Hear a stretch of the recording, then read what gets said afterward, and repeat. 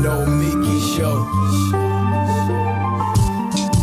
We clash momentarily for class solidarity. Cash circulating, give the masses back its currency. Greed from elites, oligarchs stay fed. Deep state, fake fed, everybody break bread. Racism, homophobia, sexism, religion in this melting pot we live in. Time to build a new system, unionize labor rights. Highlight the issue, talking heads left is best. The saga continues. The Nomiki Show. Hello and welcome to the Nomiki Show. It is Wednesday, April 27th, and I am sitting here coming to you from Tucson, Arizona. It was Greek Orthodox Easter this weekend, and I went to go celebrate with my family. It's always a bizarre holiday because we celebrate, well, first off, I don't know if you've ever seen like my big fat Greek wedding. It is a huge celebration. It's no joke.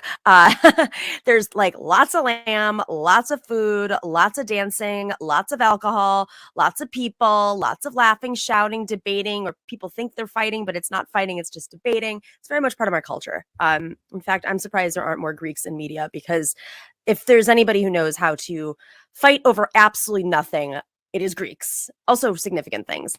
So that's what I'm doing here. And I will be back in New York on Friday. But we have a really jam-packed show today, so I will get right down to it, because we have this is Solidarity Wednesday, and on every Wednesday we have our dear friend Benjamin Dixon from the Benjamin Dixon Morning Show. We're going to be talking about how we can be great allies. There's lots of news out right now about student loan. Mr. Biden is teasing, eliminating it, extending it. We don't know, but it would be great if he was a wonderful ally today as a Democrat that we worked for. So Benjamin Dixon and I are going to talk about that.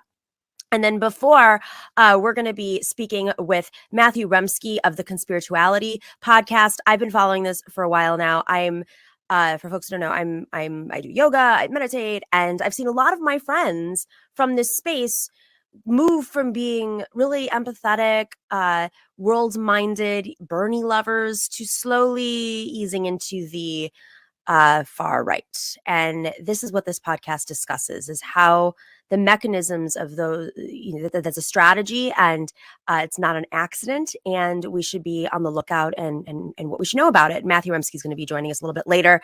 And then later on in the show, the one and only David Doel and I are going to talk about Elon Musk, the guy who thinks he's the standard bearer for all free speech, except your free speech, of course. But first off, our dear friend Alex Kotch is joining us. Alex is a senior investigative reporter exposed by the Center for Media and Democracy. He's the co-founder of Opt Out. He's also the co-host of the GildedAge Podcast and a member of the Freelance Solidarity Project. Alex, what's up? How you doing? I'm doing all right. It's great to be back and connect with you. So many gigs, so little time. I don't know how you do it. Right. We're all busy, It's the media industry. We have to. It's like they don't pay us fair wages. They tinker with the algorithms, and so suddenly you've got lots of side hustles. But that's part. I mean, it's actually a great segue to this project called Opt Out, which you've been working on for a while, and it is to support independent media. But I would love to hear it from your mouth, as one of the founders. Just what is this, and how can people support your work? Well, yeah, thanks a lot for having me on to talk about Opt Out. So Opt Out is two things. One, we are the Opt Out Media Foundation, which is a public charity dedicated to promoting independent journalism.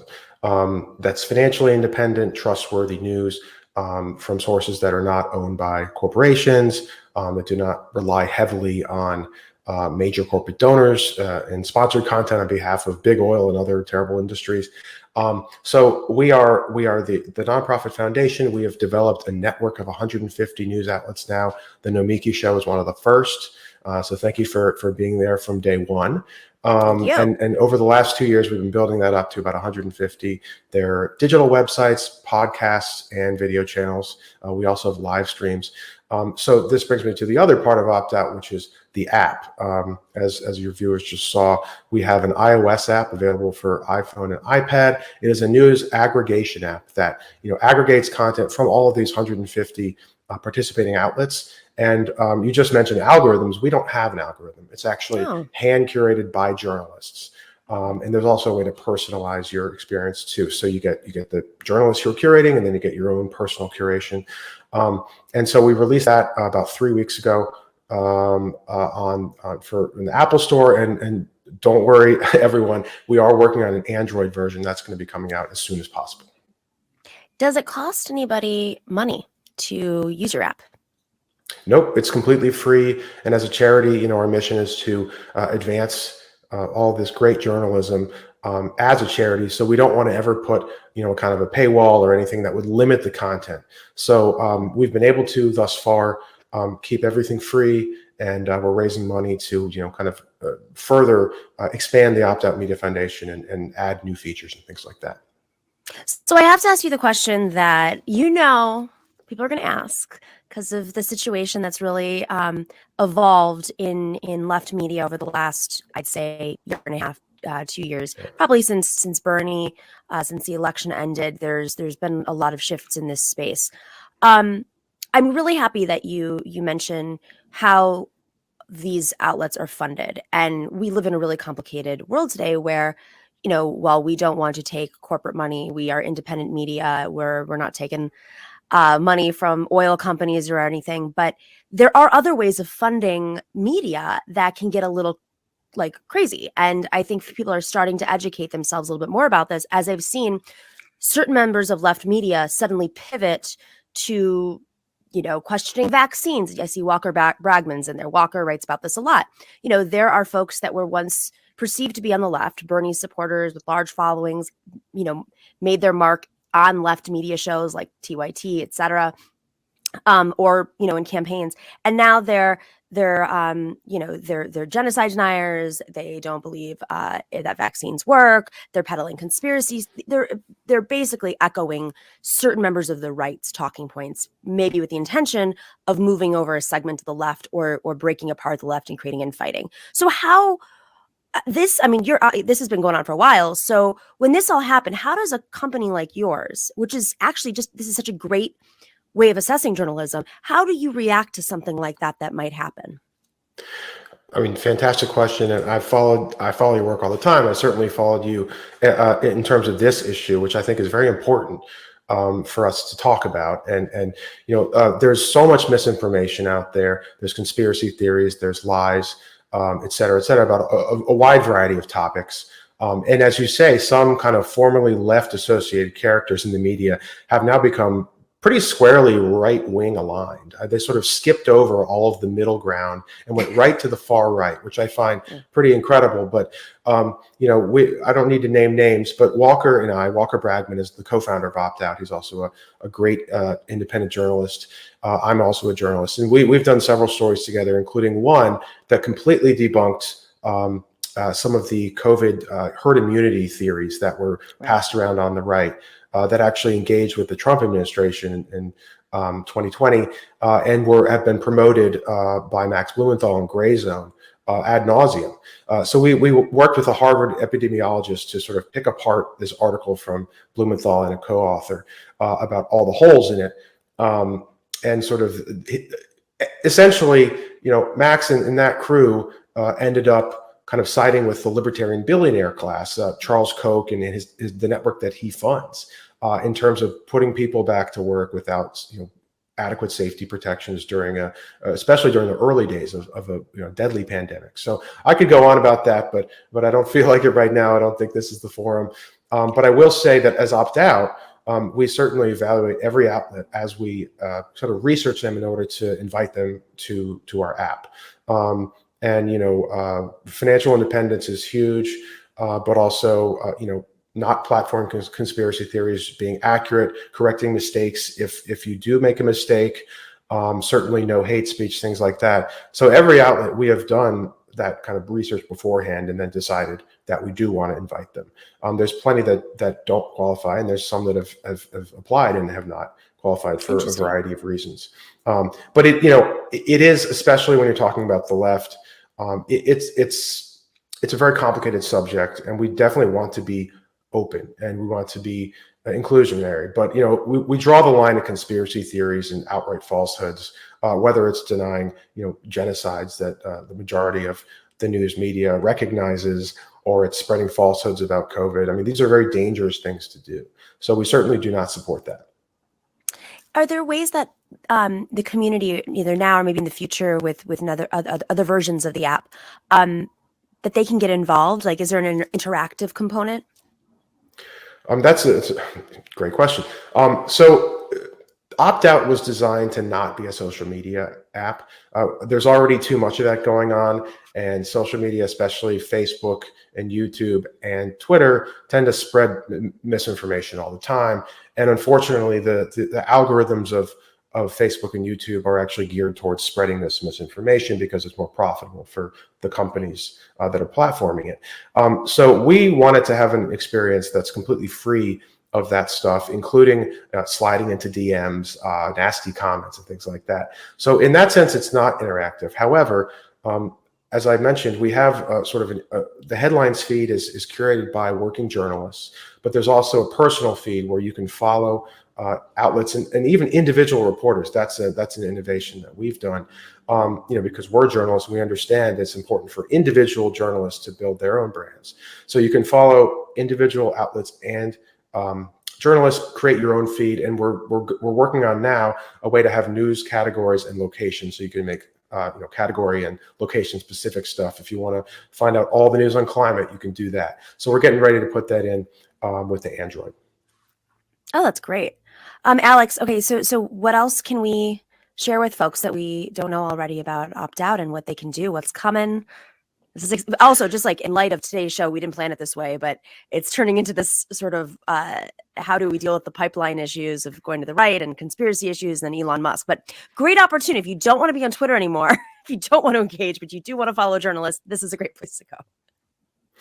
Yeah, well, thank you. And, we've got a lot coming. We're just starting. Last month we only launched the app publicly. So we're kind of just beginning just to get it out there into market, but also to fundraise. We're hoping to, in the next 1 to 2 years, become a thriving, sustainable nonprofit organization with a full-time staff and everything like that, a good unionized workforce, things that we value. But yeah, I mean, if people are interested in finding honest, progressive media, they should certainly come to Opt-out and try it out. As I said, it's free. You can go to our website. It's just optout.news. Find the download link. You can sign up for the newsletter, which is a weekly roundup of Opt-out network content that I and Walker write. We're also going to be releasing theme newsletters.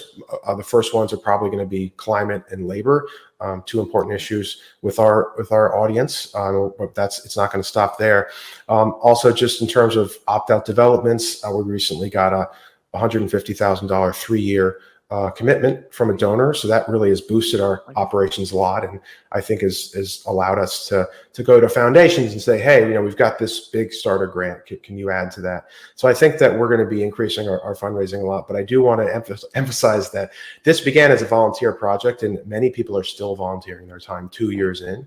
It's really a passion project because we believe in independent media. We want to have an alternative to the corporate media narratives that are dominant in our news space. So in order to get out of our volunteer phase completely, we really do need small donations. You can do $5 a month, $55 a year to help support us through the newsletter. You can make any donation you want through other platforms like ActBlue Charities and PayPal. So we're just getting started. We're going to be expanding into other countries too. Canada, we already have some outlets. The UK, we have one, and we're talking with several just to get those on board. And we're going to make sure we have editors, that news curators that are experts in those regions, so then we can vet everyone properly. So we're just going to replicate this around the world as much as we can. For now, it's mostly US. And so if you're a fan of Nomiki, I think you're going to like the other content you're going to see alongside her videos.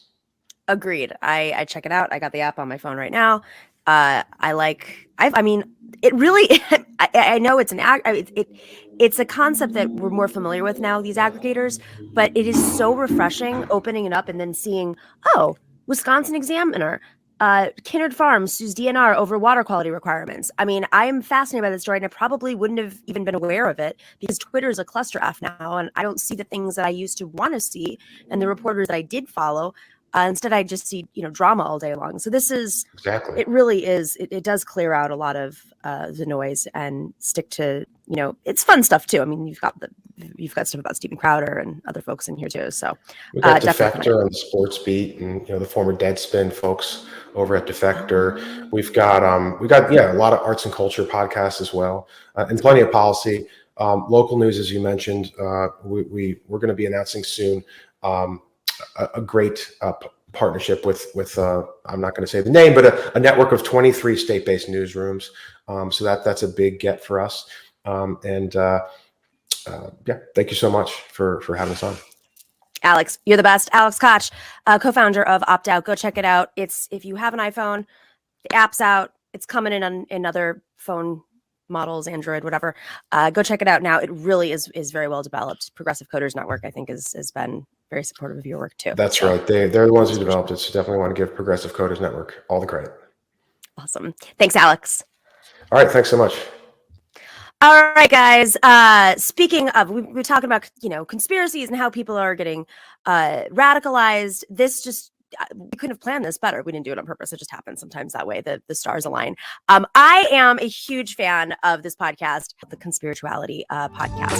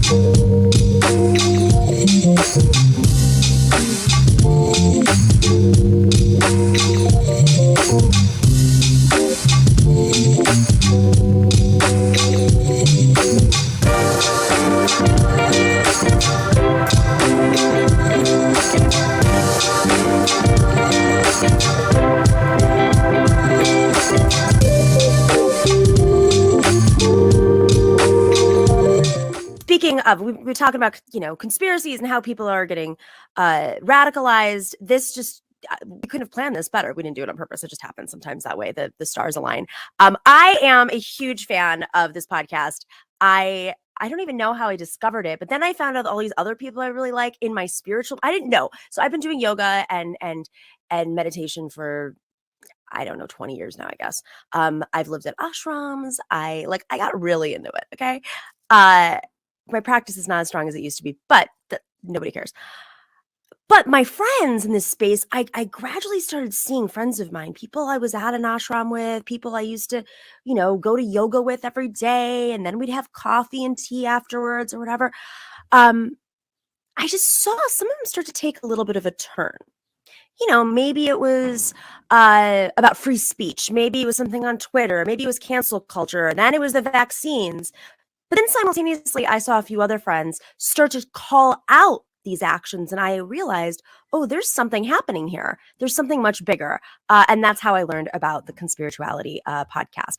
I'm really excited. Our next guest, Matthew Remski, is a writer and a presenter, background especially in this space, Buddhism, yoga, and conspirituality and cults. Matthew, thank you so much for joining us. Thank you so much for the invite. It's a pleasure. So I, big fan. As I said in the opening, I started to notice these just little friends here or there, and I thought, okay, maybe they're just getting older. This is what happens. But I then went down the rabbit hole of Steve Bannon. And I know that sounds like a big jump for maybe folks to understand, but there's a lot of overlap between Steve Bannon's, I guess you could say, his experiment and what's happening in this spiritual yoga movement, or communities, you'd say. Let's just start off with that. Like, is a lot of this intentional, or is it just happening by accident? Oh, that's a big question to start with. I mean, let's go all in. It's intentional from the point of view of somebody like Steve Bannon, for sure, in the sense that he's self-aware. And in fact, the best book on this, resource on this, is Benjamin Teitelbaum's War on Heaven, where he describes through his 40 hours of interviewing Steve Bannon that in the 1980s on shore leave in Hong Kong, Bannon was sort of mooning around in New Age bookstores and figured out that all of the Orientalist philosophy coming out of the late 19th and early 20th centuries, all of the theosophy, all of the anthroposophy, everything that sort of forms the backbone of the library for the New Age, was built on a early Indian wisdom culture that has very, very little to do with liberal democracy, and whose visions of power and time and equality are just completely, different to those that have developed across the globe over the last couple hundred years. And so he's in terms of intentionality, he's very, very aware that New Age spirituality, that yoga has these deep streams of what he and Alexander Dugin would call traditionalist values with a capital T. Time is cyclical. There's no such thing as social mobility. The differences between the genders are absolutely essential and shall never be violated. Deep strains of conservatism that have to do with the maintenance of power through time. Certainly the return to a golden age in which the enlightened people are all on top and power is organized in a way that suits them. So how do they choose who the enlightened people are? Yeah, I mean, I think I would defer that to Teitelbaum, except to say that in Indian wisdom culture, the notion of the varnas or the castes gives a very strict delineation between people who perform the roles of priestly function, people who work as warriors, people who are the economic drivers of a culture, and then those who are manual laborers, and then below those the slaves and the outcasts. And it's not that anybody has decided, it's that this is really a kind of natural order that springs up almost organically from the earth and from the tides and from the seasons, and it above all things has to be maintained. So it's not really about anybody deciding, it's about realizing what the reality of the natural world is and then following its laws. And when you do that, as many people in this sector do, you wind up with some very, very conservative ideas. And when those conservative ideas are really scratched at by a social crisis like COVID, they become extremely reactionary. All right. So before we get to COVID, this is a very big space, but yeah, let's focus on, say, these personalities, these figures that maybe cult might be a bit too far, but some might be charismatic, like yoga leaders, whether it's Bikram, we've all seen that, many of us have seen the Bikram documentary, or new agey leaders in this space. Could you just help for folks who are listening and are just like, what is this? I don't even know, and why should I be afraid of it? Can you help us break down the landscape?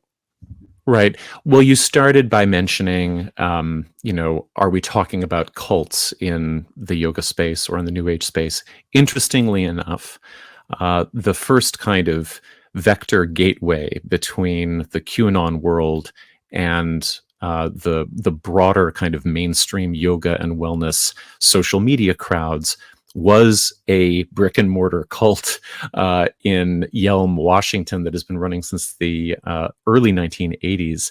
It's called the Ramtha School of Enlightenment, and Jay-Z Knight is the leader there, and she's been channeling an entity that she calls Ramtha, who she says is 35,000 years old, for about 40 years now. And it turned out that in 2019, she felt that the Q drops were pretty interesting and worth promoting as a new form of sort of conspiracy theory laden content. All cults really depend upon conspiracy theories. So that's one sector of the economy. And it's fairly narrow, but then it can have a very outsized impact because there will be graduates from a 1980s brick and mortar New Age cult who then go on to become huge influencers in the social media age. People like Joe Dispenza, who ends up, being a headliner for Gaia TV.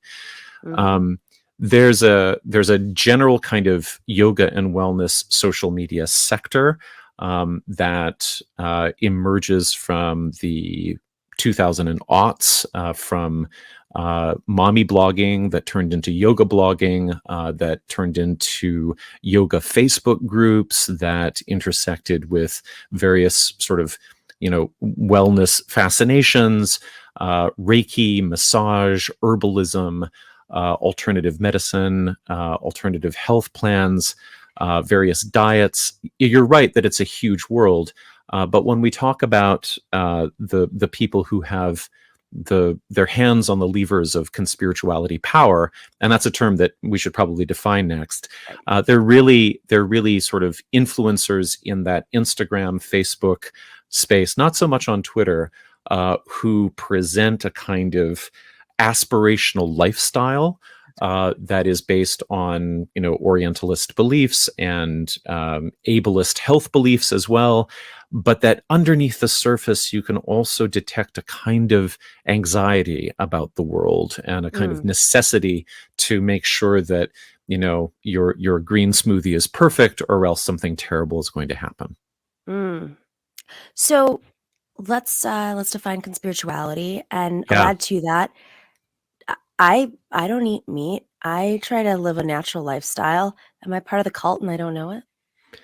Well, I would say that you have picked up a number of ideas that typically associate or that many people associate with progressive, pro-human rights, pro-animal rights culture going back over the last 30 or 40 years. And there definitely is that stream of liberal left, voters who have used yoga, New Age spirituality, alternative medicine to support their notions of interdependence and, fairness and ecological renewal.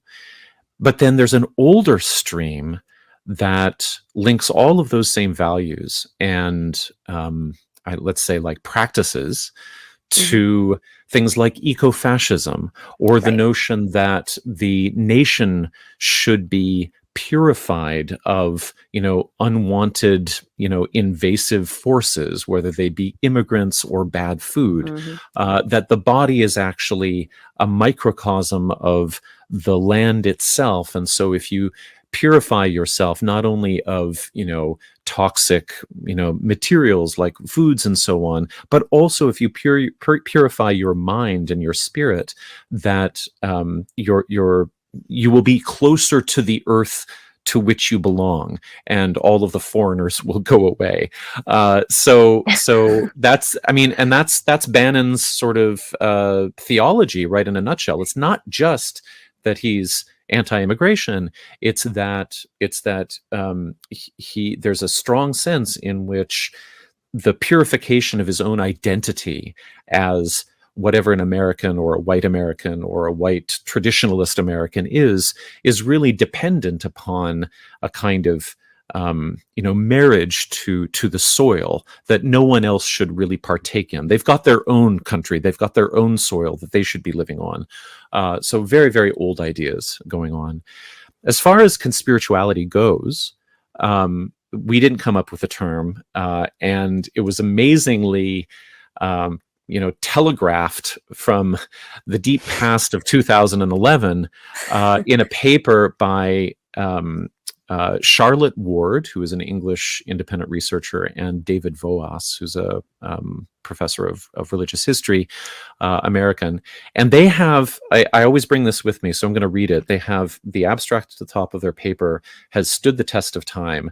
It's very, very clear. They write, the female-dominated New Age, with its positive focus on self and the male dominated realm of conspiracy theory, with its negative focus on global politics, may seem antithetical.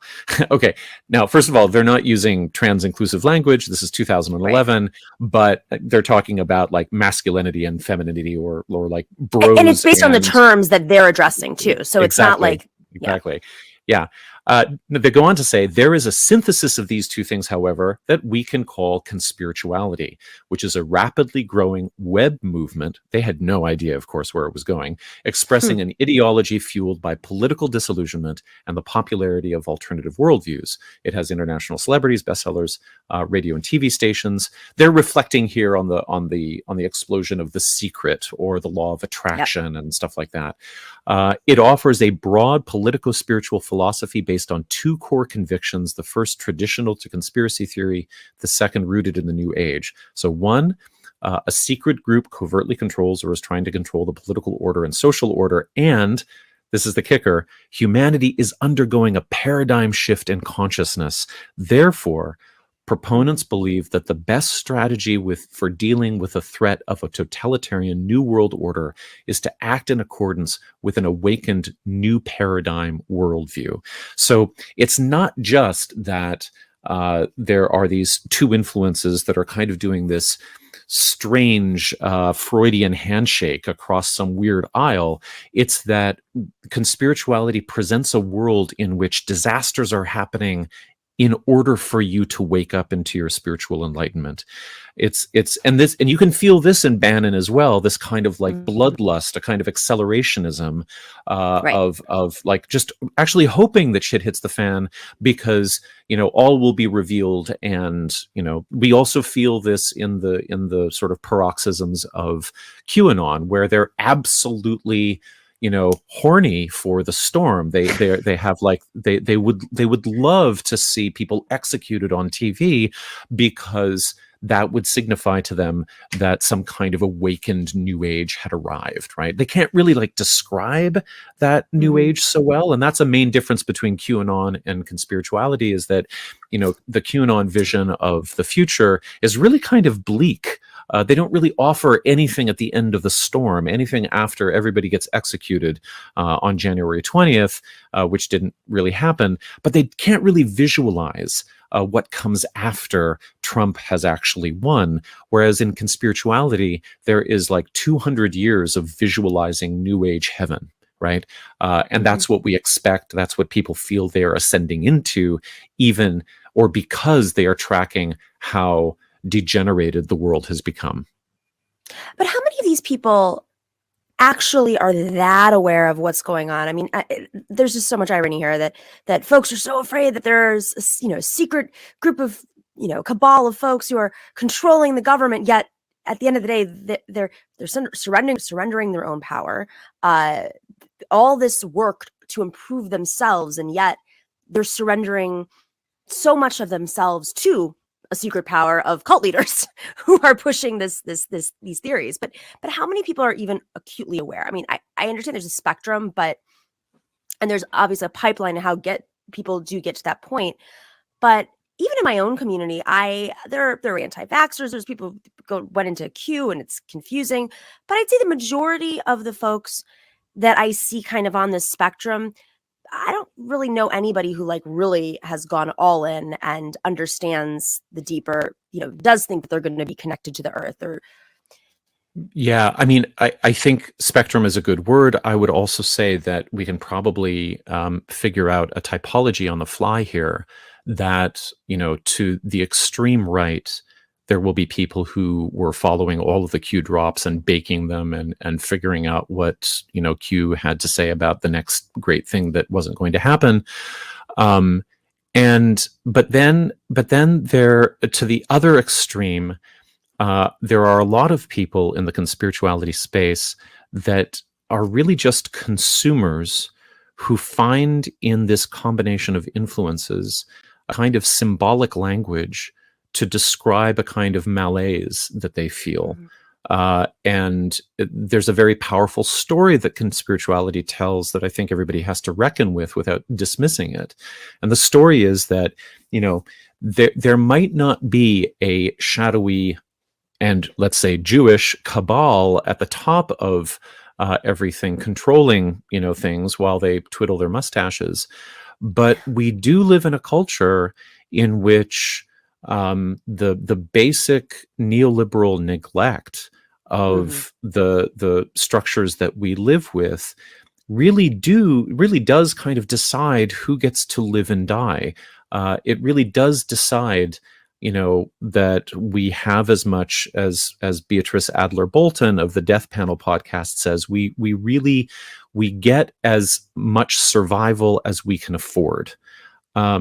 So Right. people who are invested in conspirituality, they know that something is wrong. They know that there is deep inequality. They know that Jeffrey Epstein was not, prosecuted properly, and that the extent of his network will never be found out. If they have long memories, they know that they didn't really get a satisfying answer about what the heck the satanic panic was. Right. If they have been following the environmental movement, they can feel in their bones that it really does feel like there is a conspiracy to do nothing and to remain in a kind of paralysis as the bus drives off the cliff. And they also are correct about the negligence of for-profit healthcare and pharmaceutical profiteering and so on. And so I think that for people who are really sort of out of spoons with regard to sitting with the complexity of the news and its nuances, and recognizing that if you've got an easy answer for a geopolitical problem, that it's probably wrong. For people who are simply exhausted and who need the unending devastation of the daily news cycle to be lightened by something that feels hopeful, like spiritual transformation, conspirituality offers a lot. And I think it's really on liberal democracies to listen to those complaints carefully. And simultaneously, it's the news is complex. It's much easier to look at Q and say, well, these are the answers. Obviously, it's a reflection of where we are in society in terms of education. I am curious, if there's been any sort of assessment in terms of how much education someone has and how likely they are to fall into these circles. And then, assessing capitalism is not just sometimes complicated, but it's also, people don't want to go against their own, there's a privilege here. I mean, a lot of this space is not cheap. And so, you could challenge capitalism, but then you might be challenging your way of life too. Right. I mean, it's easier, as they say, it's easier to imagine the end of capitalism than it is or the end of the world than it is to imagine the end of capitalism. I think the conspirituality spin on that is that it's a lot easier to imagine ascending into a new age paradise than it is to imagine the end of capitalism. And that's what people like Christiane Northrup promise as they speak about the Great Awakening and they play their harp on Facebook to their 500,000 followers, while they, also talk about how vaccines are making people drop dead. As far as like vulnerabilities, okay. So I'm a cult survivor and cult researcher, and so the one answer that I always like to give in this zone is that there really aren't any solid predictors for who gets indoctrinated into a particular ideology that works against their best interest.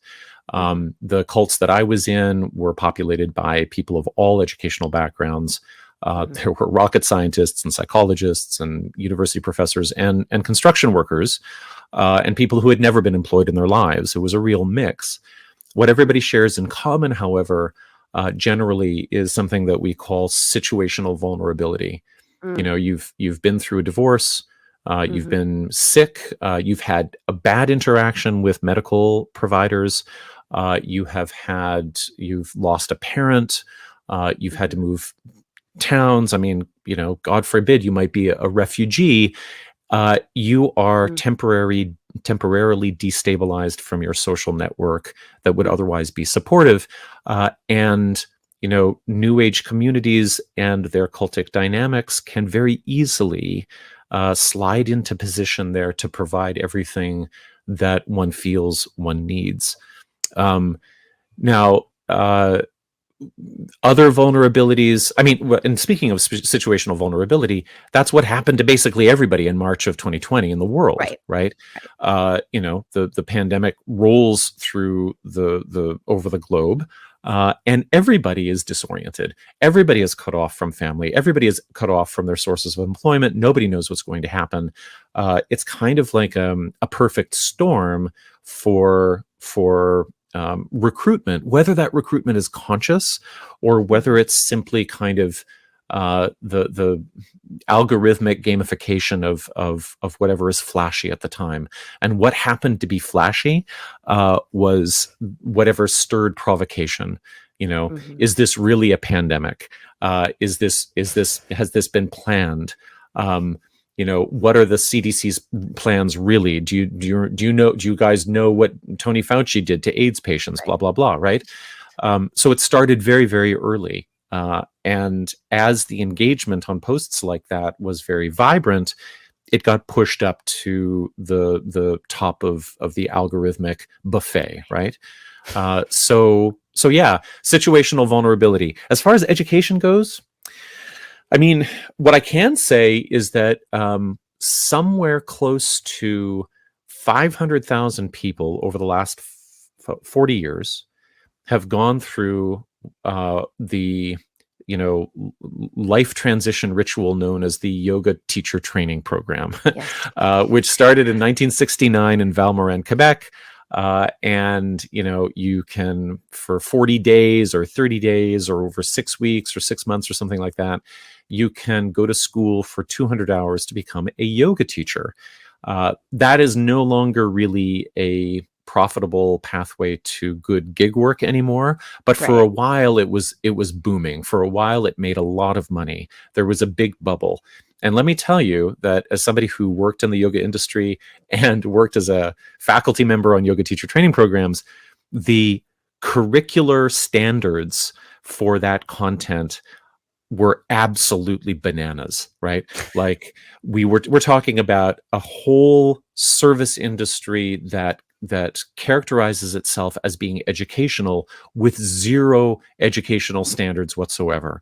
No consistent epistemology, no way of, telling people that, if you study anatomy for 8 hours, you're not a physiotherapist. If you meditate for 6 months, you're not qualified to do marriage and family therapy. It's like, the yoga, I'll go off a little bit on this because the yoga teacher training program, it spat out 500,000 people, not all of whom became, megalomaniacs, but enough of whom were exposed to this educational program that was presented to them as being life transformational. And it was just a total epistemological train wreck. It gave a lot of people the sense that, do your own research. If you want to know where do your own research comes from, way before the University of YouTube, it's really embodied and it's professionalized and it's institutionalized in the yoga teacher training program. 500,000 people take these programs between 1969 and the present day. And that's, to the extent that the yoga world and its associated wellness communities become the vector for conspirituality and QAnon. It's like, you got to look at what melted their brains to begin with. Like what gave them the capacity to just sort of put these random bits of bullshit together and make a story out of it. And then when challenged on that story to say, oh, well, it's my perception or my intuition tells me that this is true, or I'm not going to outsource my truth except when it comes to QAnon. So there are a lot of, there are people from all educational backgrounds who might have dropped all of their standards at the door when they went through the yoga teacher training program, and then, suffered, I think, a little bit of cognitive damage because of it. Yeah.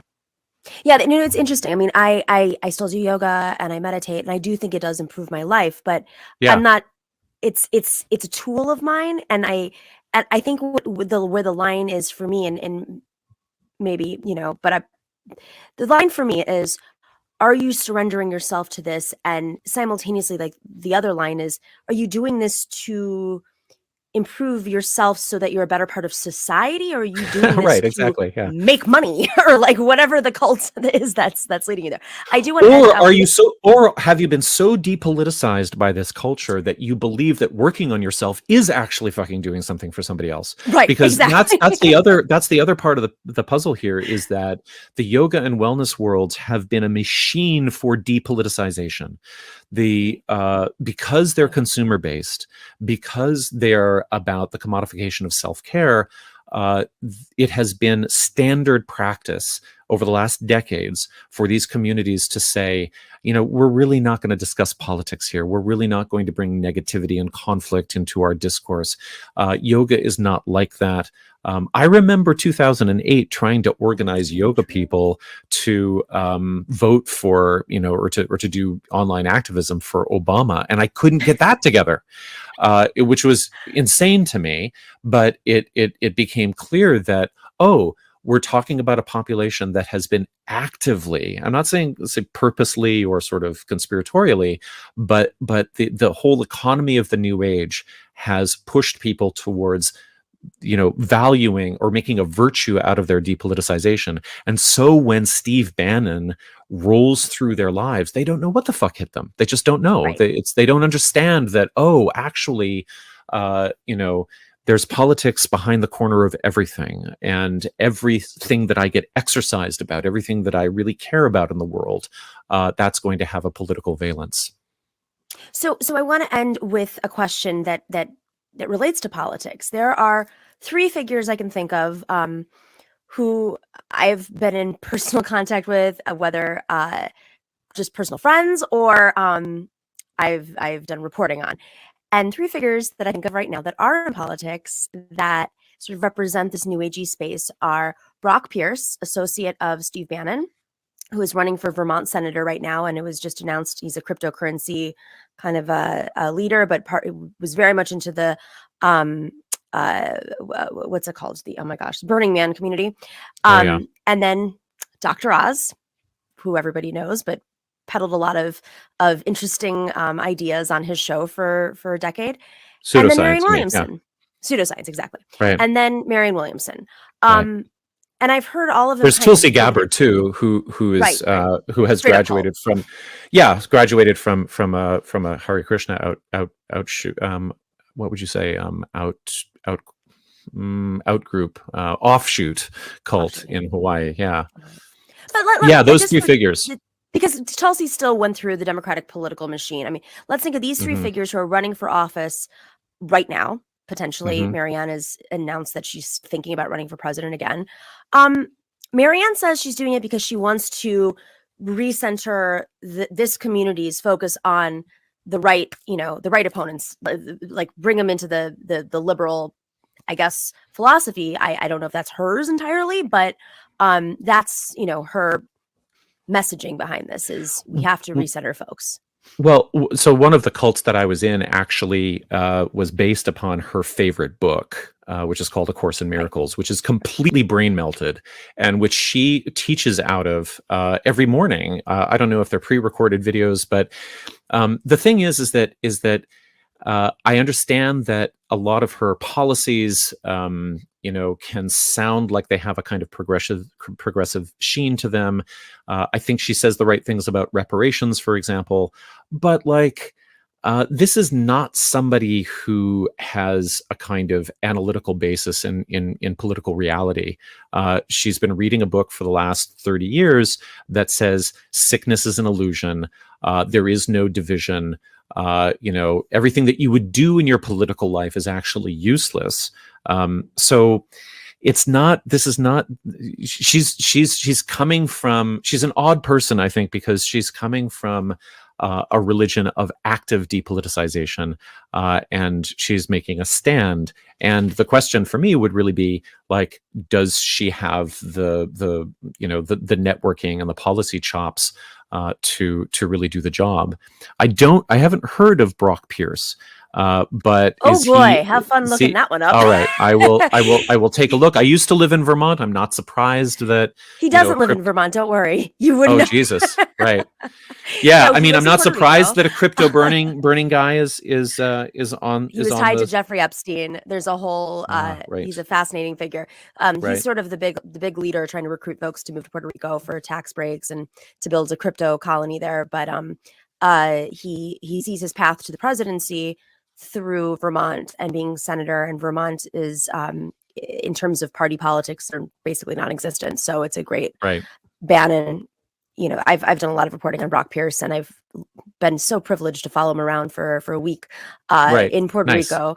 So learned a lot, lots of symbols on his tables, and you know, so he's, Dr. Oz, I mean, I don't think is he a doctor anymore? I don't know if he's still licensed, but like, I think the thing that everybody has to understand about pseudoscience is that it not only mimics medical and institutional power, but it also has the presumption to say, I know better than everybody else how the body is healed, or how drugs should work, or why nobody understands cancer like I do.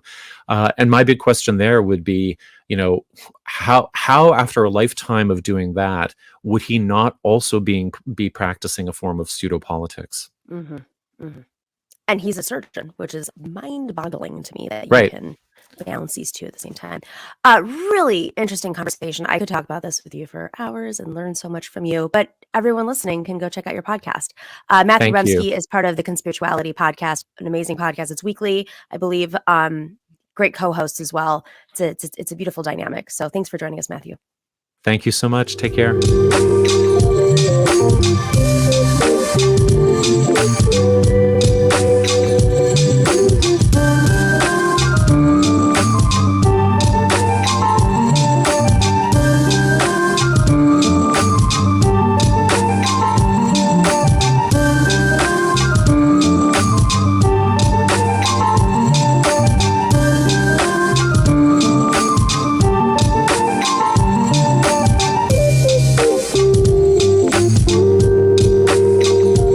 Guys, we are available on every single platform right now as a podcast, and I didn't know that that's, I guess, people listen to our podcast a lot. I don't listen to myself. I just put it out there, and so I have no idea.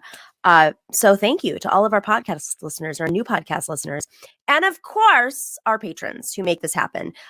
We cannot rely on the latest billionaire buying up a company and whether or not that's going to do well for our show and pay our bills. That's what patrons are for. Patrons have really been the crux of the show, and we're so grateful to you. So if you are not a patron already, if you used to be a patron and you can't afford, if there's any sort of issues, please email us at thenomikishow@gmail.com. We will figure it out. And if you're a patron already, we are so grateful to you. Go join us at patreon.com/thenomikishow if you want to learn more. And there's also swag.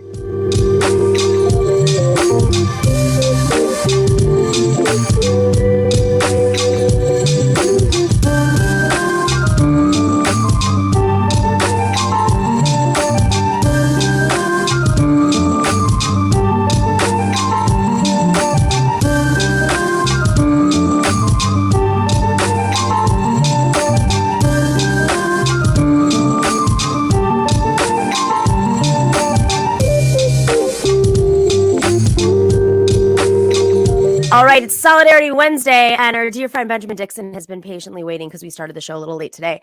But you don't know that because it just aired at the normal time for you. Benjamin Dixon is, of course, the host of the Benjamin Dixon Morning Show and podcast. I was getting ready to say good morning, good afternoon, or good evening, depending on when they're listening and watching. How are you, Nomiki? We're posting this at 8 p.m. Eastern. We're giving away our trade secrets here. You know how it is.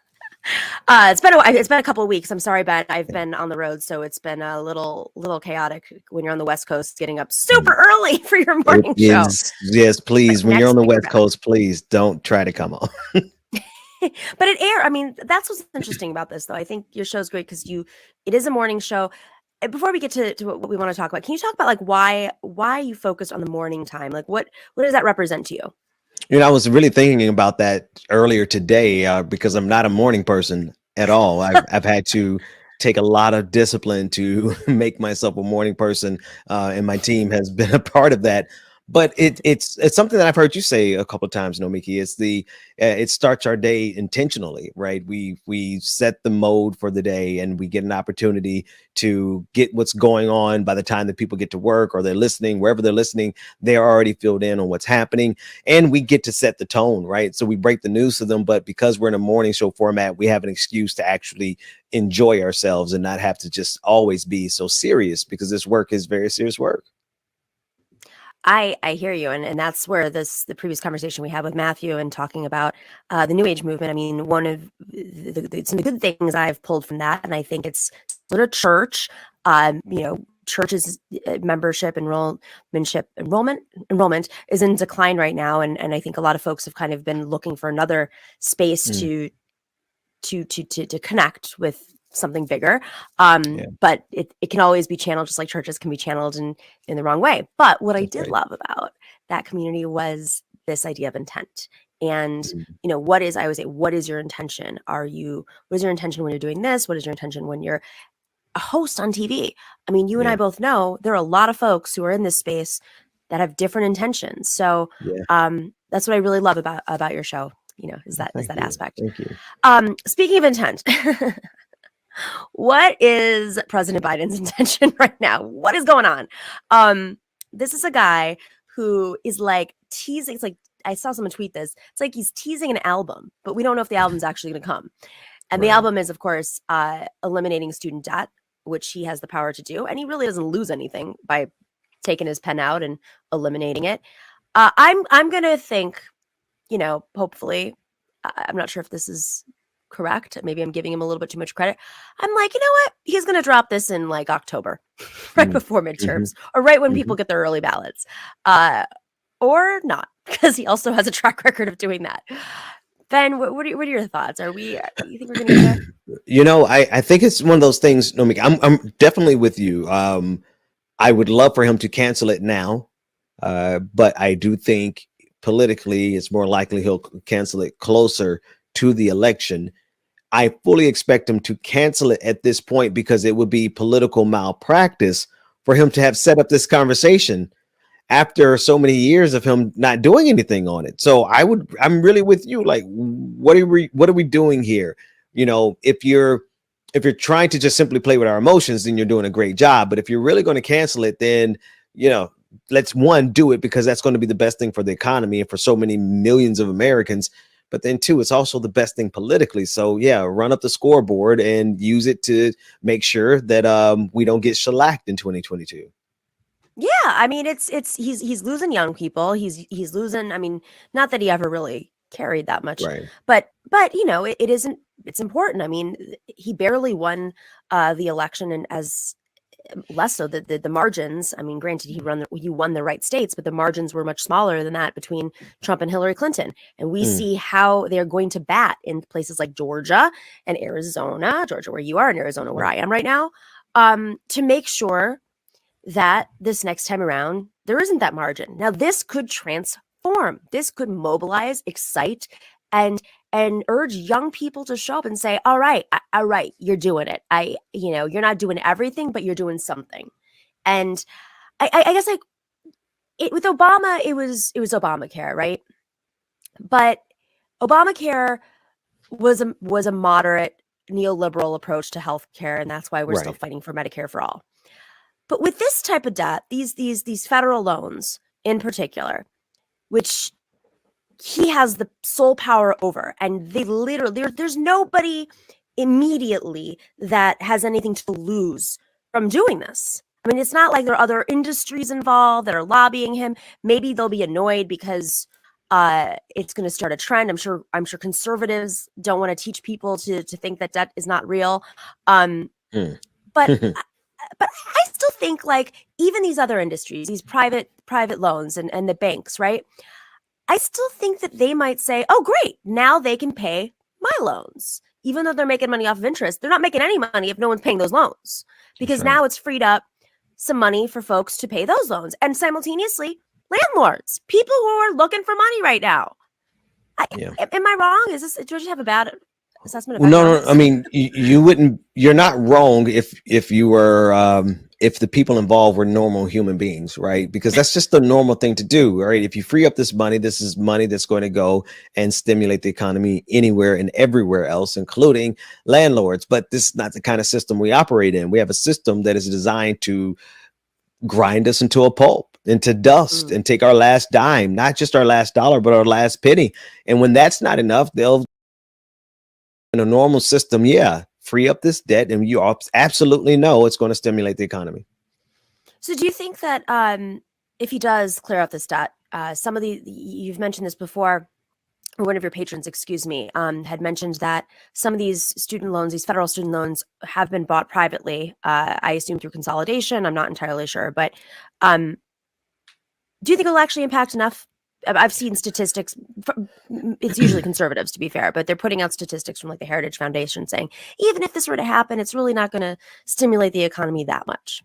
Right. Well, I mean, of course they're going to say that, right? They want us to believe that the best way to stimulate the economy is to cut taxes on the rich. We're still waiting on that to trickle down for the last 40 years, right? But whether or not, to what extent it's going to, how much total debt can he cancel out of the 4.2 trillion, somewhere near there, of student loan debt? How much can Joe Biden himself personally cancel? And I think that will determine how many people are going to be celebrating. I mean, we want him to be able to cancel all 4 trillion of it. But like you said, one of our patrons mentioned some of these have already been sold off into commodities, right? So we're at a stage where we're at a stage where they're doing with student loans what they did with mortgage-backed securities. So we all know how that ended. That's a great point. And I think we're living it. I don't think people even necessarily understand that so much of our economy is affected, like we said at the beginning, by the fact that people have to pay their student loans right away. And not to mention how many folks didn't even get degrees out of it because, the student loans may have only covered so much, or life got in the way, or, there's a million reasons why people don't fulfill their degrees and aren't able to go back. We don't live in a society where it makes it easy for folks to get education, to have the time to do that, because you have to work. Many people have to work at the same time or have families. And I really hope that Biden is thinking about these things, because as we've seen in the last couple of years, the economy collapsing through a pandemic has revealed all of the corners of the dark corners of our economic system.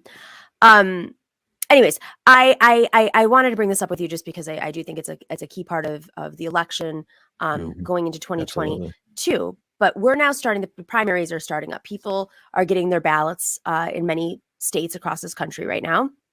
Democratic primaries, not everybody, but it's starting to heat up. And this is just after most communities the redistricting has been announced. What's the state of Georgia right now? Because I know Georgia's been in a lot of back and forth with.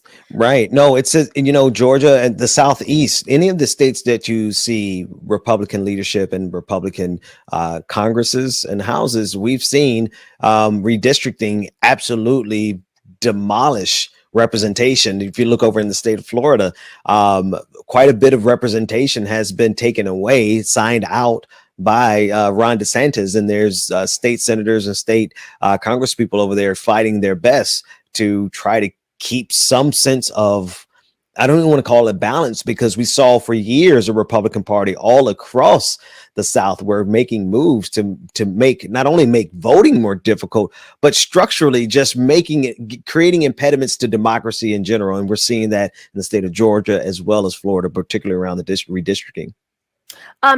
They've been fighting redistricting. They've been fighting the lines. They've been fighting the voting laws. They've been, these culture wars are popping up. They're taking on school boards in the Southeast.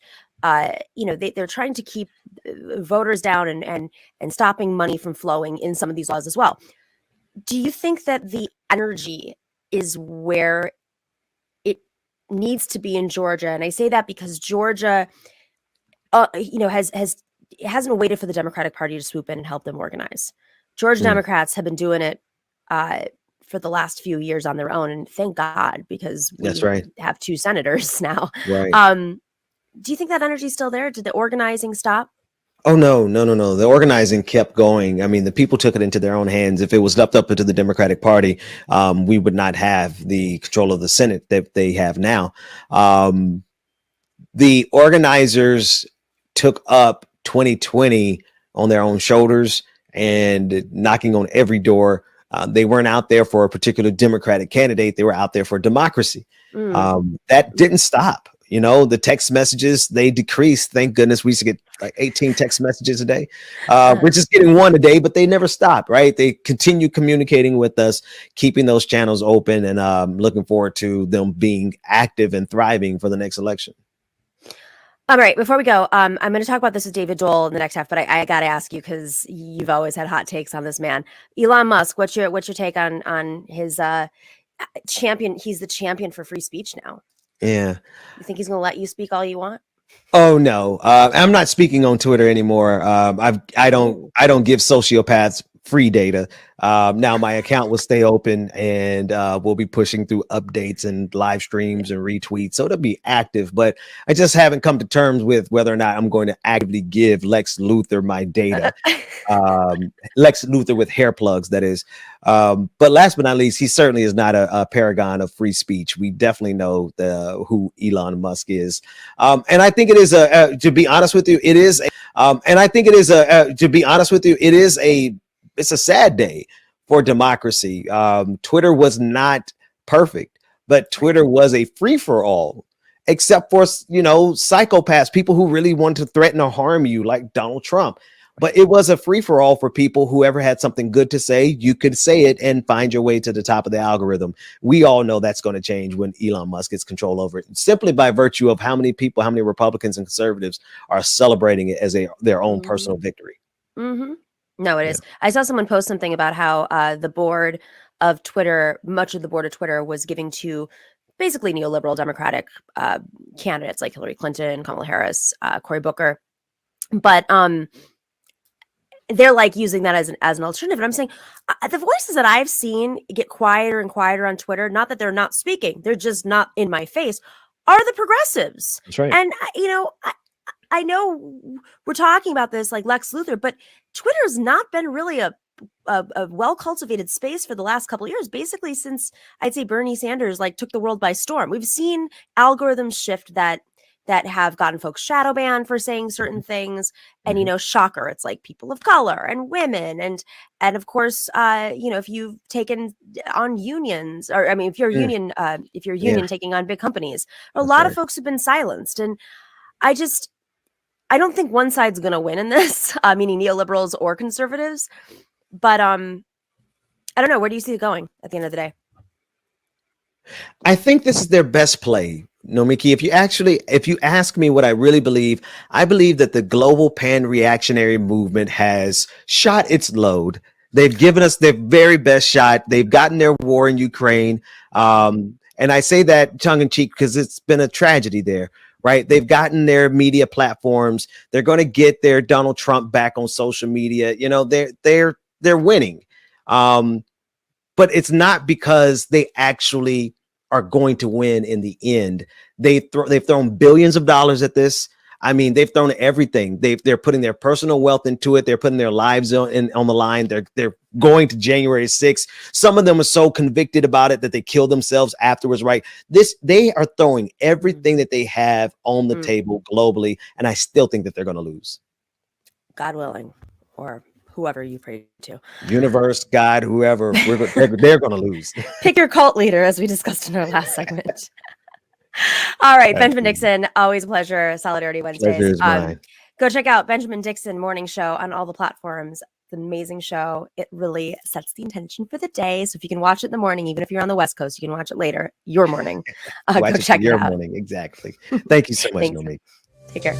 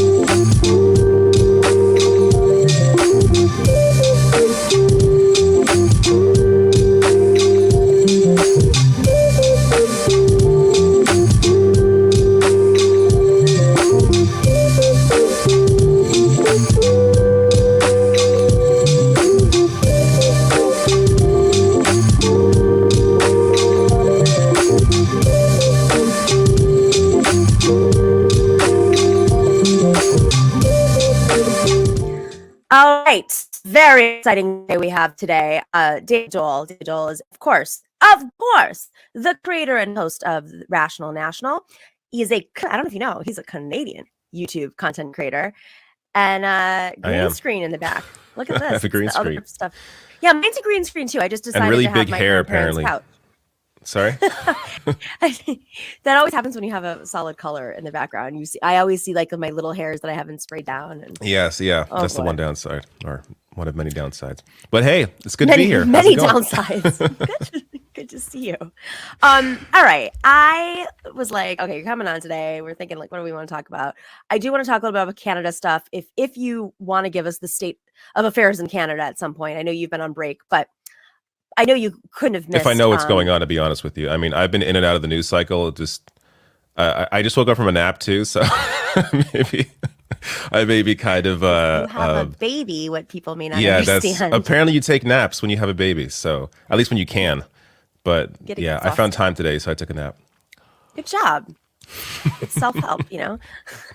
All right, Elon Musk. I just asked Ben. I had to throw it in there because I know he had some thoughts, and he's gone to bat against Elon a bit.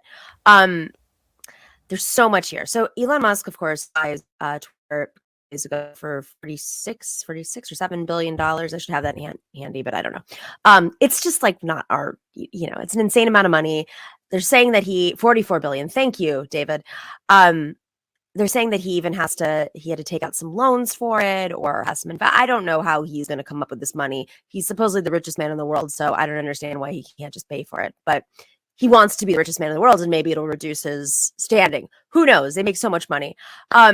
So David, I mean, there's a lot here, but I want to put up some of the tweets. Can we put those up, David, our producer, of how he announced it? Let's show his announcement first because this is so cute.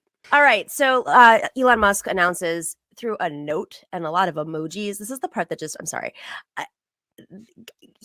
This guy is supposedly, he likes to portray himself as this inventor. He's not, on the cutting edge of everything. Like his newest children are symbols, like emojis themselves. But this is how he announces it. Quote, free speech is the bedrock of a functioning democracy. And Twitter is the digital, Oxford comma there, and Twitter is the digital square where matters vital to the future of humanity are debated. Said Mr. Musk, I also want to make Twitter better than ever by enhancing the product with new features, making the algorithms open source to increase trust, defeating the spam bots, and authenticating all humans. Twitter has tremendous potential. I look forward to working with the company and the community of users to unlock it. I just also like this is coming from him, and he is basically just putting out a statement with it's so funny. It's like you wrote it in your notes on your phone, and then you have to title it "Said Mr. Musk." Yeah, I know these aren't that important, they're silly, but I think it reveals what kind of human he is. David, are you ready for the potential to be unlocked on Twitter? I'm looking forward to being unlocked. Look, some of the stuff he promises there, if he's somebody who's trustworthy and is not hypocritical and is going to follow through in a realistic and objective and all-encompassing way, like getting rid of the spam bots, if he can actually do that, that's going to hurt the right more than the left. Like, I'm not sure if he realizes that, but there is a shit ton, if I could say that, a lot of spam bots on Twitter. If he can get rid of that, awesome. Open source, showing the open source code, sure. I have no issue with showing the algorithm. That all fine to me. The issue is he pretends to be for free speech, but this is a guy, I read through a recent, there's a piece in Mediaite that goes over like the just how soft Elon Musk is. So let me go through some of this because it is crazy. I had to write some of this down because it's long. But so I highlighted this as well on Twitter. He personally canceled a Tesla order of somebody who criticized one of his launch events. That's one example. That's a light example compared to some of these other ones. In 2019, a Tesla employee, Richard Ortiz, was fired after trying to unionize the company. The NLRB ruled the firing illegal. So he's not all for free speech about unions within his companies. In 2018, Elon Musk discovered one of his assembly line workers, Martin Tripp, leaked damaging information about Tesla to the press. Tesla sued this guy for $167 million. And at the same time, its security department gave a tip to police that Tripp was apparently planning a mass shooting at the factory, which was a complete lie. Whoa. So when the police found him, this guy was unarmed. He was in tears. He was scared of Elon Musk over what was going on. Another example, in 2018, Elon Musk called the boss of Lawrence Fossey. Lawrence Fossey was working as a portfolio manager in Manhattan at the time. And beginning in 2015, Fossey had written dozens of articles critical of Tesla on the crowdfunding site Seeking Alpha, so about finance. So he would take the financial statements from Tesla and basically scrutinize what was going on there. He believed Tesla overstated its its profits and papered over its losses. He wondered if Tesla was hoodwinking Nevada and its deal with the state to make its electric and vehicle batteries there. Another time, he questioned Tesla's claim about the safety of its vehicles. And in another claim, he declared New York State had gotten a raw deal after investing nearly $1 billion in a factory for Tesla to build solar panels. So all of this going on. Pause on that real quick, which was called the Buffalo Bill. This was a big scandal in New York State, which is part of why Andrew Cuomo's circle of trust, it's connected. It is aggressively connected, but it's not the only thing. Why his circle of trust went to jail. So sorry, just had to insert that. And so Elon Musk threatened his boss to basically that he would sue over this guy. And so this guy was forced off Twitter. And once he was off Twitter, then Elon Musk stopped, with the threats. So this is just, I'm sure there's more, but this shows there's definitely more. Yeah, this shows you just how soft the man is. Is the guy that's going to be running Twitter, is he really going to just be okay with people criticizing him, calling out his union busting? I mean, we've seen what he does with the power that he's had in the past in his other companies. Mm-hmm. I can't imagine him just sitting back and taking criticisms, allowing discussions about his union busting to go on. I mean, look, maybe I'll be surprised and he'll be able to separate his personal feelings from some of these issues within his companies. I don't think he'll be able to separate himself from what he wants to do with, or what he claims he wants to do with Twitter. So that's my biggest fear, really, is just personally what he's going to do. And apart from that, it's possible nothing will change because he wants Twitter to be, I imagine, profitable. Right. If he wants that, scaring off, the left or scaring off liberals isn't going to help him. It's only going to hurt Twitter, hurt him. So I don't know, if maybe he doesn't care at all. Maybe he bought Twitter to just tank it and get rid of it because it's been a thorn in his side. I have no idea. But it's really bizarre that with the kind of wealth and power he has, that this was his goal, to buy Twitter as opposed to doing anything else with the money. Wasn't he apparently in some kind of I think he requested a discussion around how his billions could help to solve poverty, and there were presentations about that. WHO, yeah. And he didn't do anything with that. They were like, yeah, here.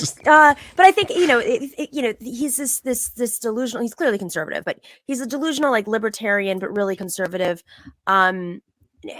which is really taking over the Republican Party type who didn't believe that you could just throw money at world hunger. And then the WHO presented this, this is how you do it. And he's like, oh, okay, I'm going to go buy Twitter instead. And it was less money to do that as well. He could have helped world hunger with less money. Exactly. Well, I do think it's interesting because he tweeted something out about Donald Trump's new messaging app for conservatives called Truth. I don't know if you've heard about Truth Media. Truth Social, yes. Let's put that tweet up just so you can see, because there are a lot of similarities in my mind about Donald Trump and Elon Musk. Truth Social is the number one, is currently beating Twitter and TikTok on the Apple Store. Truth Social is number one, then two is Twitter, then Live Pick widget, whatever that is. Be Real, Your Friends for Real, and then number 5 is TikTok. Now, there's a lot of reasons for that.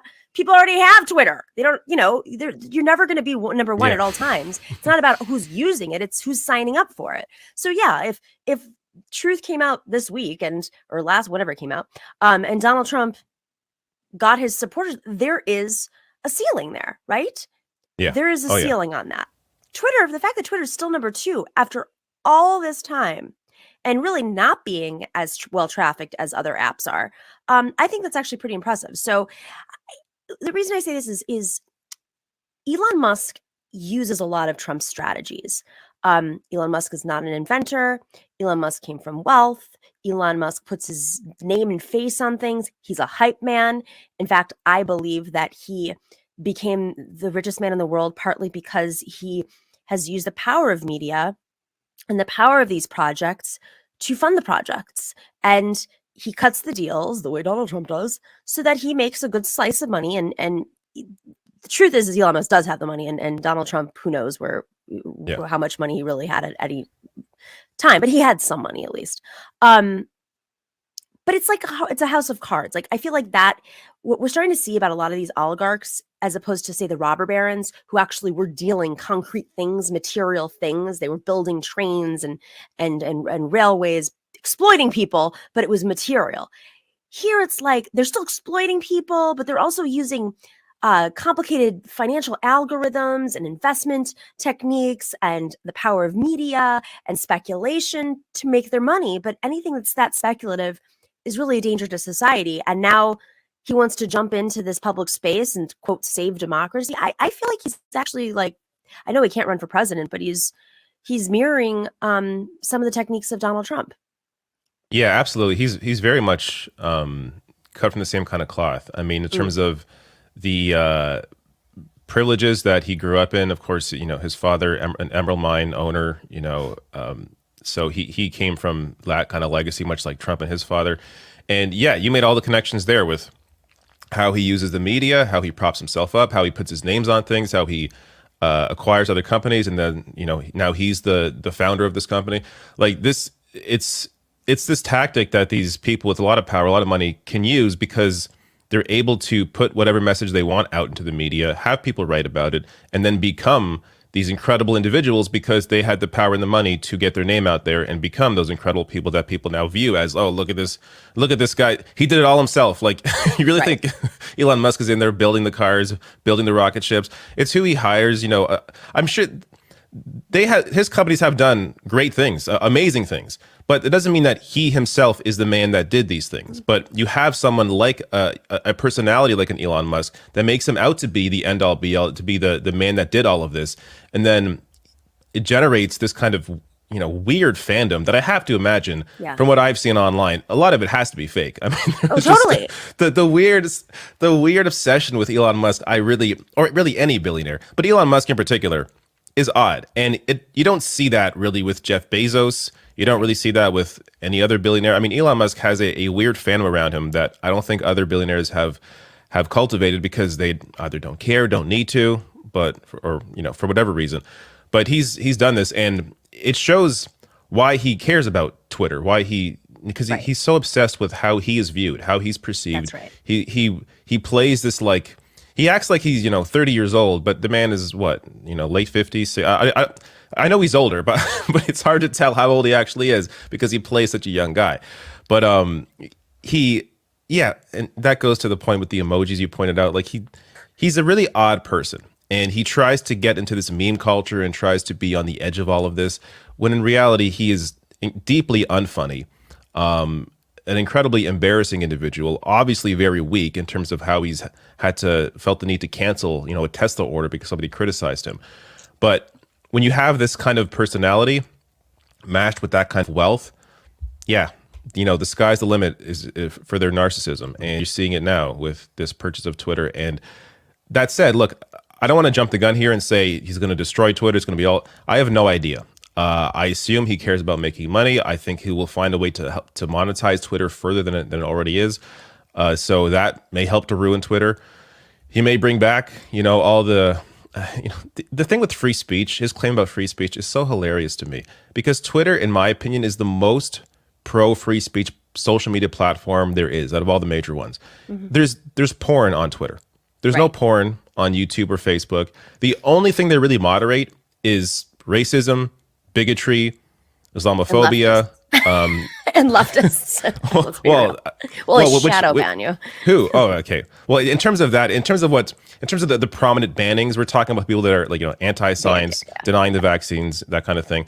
In terms of the left, I've heard and seen things of people being banned that shouldn't have been banned, but it's definitely, in terms of the prominent individuals, it's more on the right because they're the ones that are racist, that are bigots, that are science deniers. Like that's, I think it's fine if you have a major platform or you have a large voice, a large following on Twitter, and you're putting out anti-vax garbage.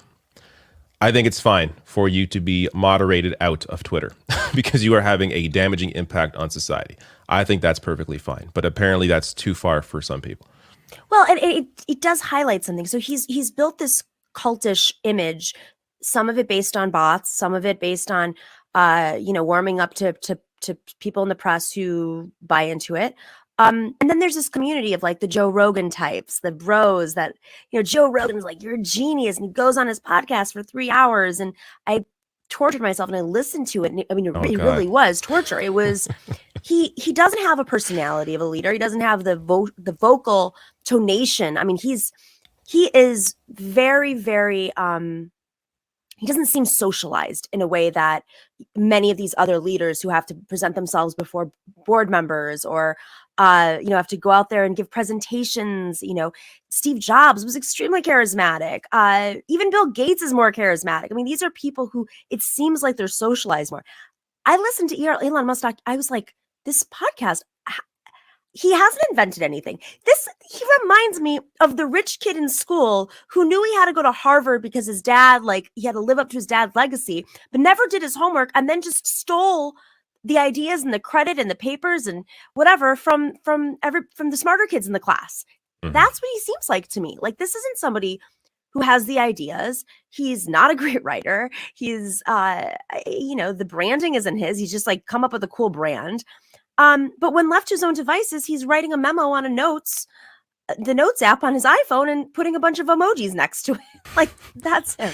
Which makes it even more amazing that he's the richest man. I mean, yeah, he's got to have some really smart people around him to have been able to, accomplish what he's accomplished. And I'm sure in his own right, I'm sure he has worked hard in some sense. And, I really don't think it's a complete accident that certain people make it to the top. But you have to understand that they have a lot of benefits, a lot of big breaks, a lot of things happen in their lives that allow them to get to where they are. And for them to try and present themselves as, or for them to be considered by other people as, this brilliant inventor, and for him not to correct that and credit his workers for a lot of the work that they have done, that shows you what kind of person he is. And I haven't seen that from him. Maybe he does that every time in every interview, but I haven't seen him present his companies that way. It's always he is the center of attention, and I think that's a big issue. I do want to show this one tweet that I think highlights this pretty well. Can we do the one of Bill Gates? Speaking of Bill Gates, I can't. What is this? What? How? Even I feel like this is Elon Musk for Donald Trump. Yeah, is Elon Musk some buff bodybuilder? Last I checked, he also has a belly like this. Yeah. You know what I mean? So just for our podcast listeners, can we scroll up a second? For our podcast listeners, Elon Musk tweeted out in all lowercase and in case you, letter U, in case you need to lose a boner fast. And it's a photo of the pregnant man emoji next to a photo of Bill Gates with a belly. Okay, what on earth? What is weird. This? What is society right now? This is his biggest concern. His biggest concern is free speech, a man who has more money than God and can do whatever he wants at any time. And he could literally sneeze and the news would cover him. Last person who needs to be concerned with free speech. And there's all these other societal issues. And then he chooses to tweet a photo of Bill Gates and his belly. I don't understand what's happening. And I feel like we're on the brink of fascism. I mean, I do. I mean, maybe this is just everyone else is trying to sugarcoat this and take his promises at face value. I truly believe this is just one more attack on fascism because there's a major movement right now, workers' movement happening. It's been going on for the last decade or so. But with the rise of Twitter, everything from revolutions against fascists to Obviously, Bernie Sanders' Twitter was a huge part of cultivating that community, and YouTube and Facebook, and all of these tools are really now nowhere near. The algorithms have shifted, nowhere near where they used to be, and I feel like this is just icing on the cake. Because how many leftists do we know are like, we're done. I'm not on there anymore. I'm done.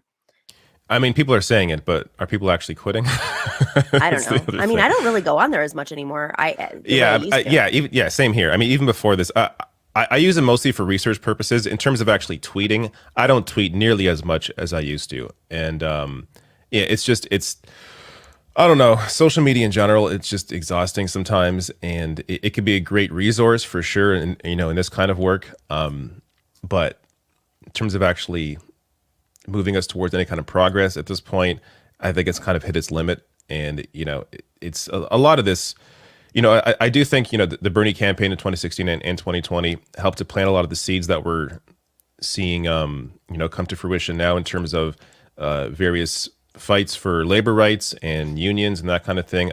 Not to say that, Bernie's the reason that all of this is happening, but I definitely think it helped to add to the conversation and educate people on the importance of organizing and workers having their own voice. And we're seeing that, play out now. So it's hard to know what place Twitter really has going forward. For me, like, I'll post my videos, on Twitter, but the engagement's all on YouTube. So, in terms of the shares of videos on Twitter or my tweets on Twitter, that doesn't mean much compared to what I actually, do in my work and present on YouTube. And that's, they're very different audiences. I even find, sometimes I'll bring up Twitter in, a video, whatever, and I'll see in the comments, people are like, I don't visit Twitter. I don't have a Twitter. So I do feel like sometimes we are disconnected and we think that maybe this is more important than it actually is. And but it's also hard to really know, and gauge any of this in terms of its impact. Well, I just want to remind folks that before there was Twitter, before there was YouTube, you could pamphlet, and that still sparked enough in the old days for folks. How did they do it in the 60s? They had 3 channels. They couldn't get through. Somehow they figured it out, but I guess they I don't know how they did. Gotta be honest with you. I know. I think about that all the time. I'm like, what if it all goes away? Then what? Yeah. I guess we just have to learn how to do things, like use a calculator. David, always a pleasure. Go check out The Rational National, David Doel. Love having you on. We got to do this more often. Yeah, and for sure. Have fun with the kiddo. I hope you get some more nap time. I'll probably go back to a nap right now. So thanks for having me on. Thank you, David.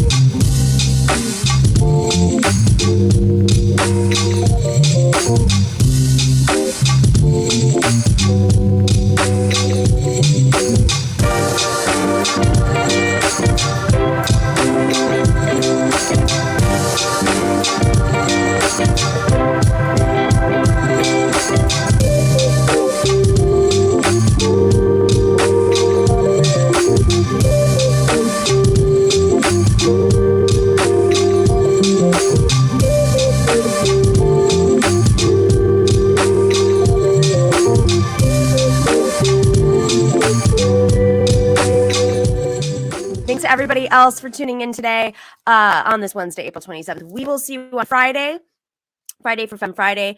This was Solidarity Wednesday. Always grateful to everybody. Make sure to go and like and subscribe if you're not already doing so. Join us on Twitch. Join us on Twitter, as we're talking about. Go check out our show on Twitter. We do have a Twitter account. And of course, right here on YouTube as well. Make sure to like and subscribe. We are available on every single platform right now as a podcast. And I didn't know that I guess people listen to our podcast a lot. I don't listen to myself. I just put it out there. And so I have no idea. So thank you to all of our podcast listeners, our new podcast listeners, and of course, our patrons who make this happen. We cannot rely on the latest billionaire buying up a company and whether or not that's going to do well for our show and pay our bills. That's what patrons are for. Patrons have really been the crux of the show, and we're so grateful to you. So if you are not a patron already, if you used to be a patron and you can't afford, if there's any sort of issues, please email us at thenomikishow@gmail.com. We will figure it out. And if you're a patron already, we are so grateful to you. Go join us at patreon.com/thenomikishow if you want to learn more. And there's also swag. All right, everybody, have a wonderful day, and we will see you for Fem Friday. Stay in solidarity. The Nomiki Show. Clash momentarily for class solidarity. Cash circulating, give the masses back its currency. Greed from elites, oligarchs stay fed. Deep state, fake fed, everybody break bread. Racism, homophobia, sexism, religion in this melting pot we live in. Time to build a new system, unionize labor rights. Highlight the issue, talking heads left is best. The saga continues. The Nomiki Show.